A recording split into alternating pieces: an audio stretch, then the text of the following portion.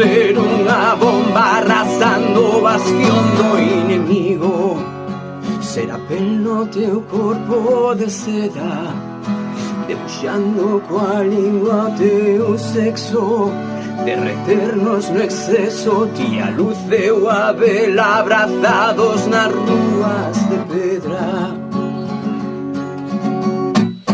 Nana,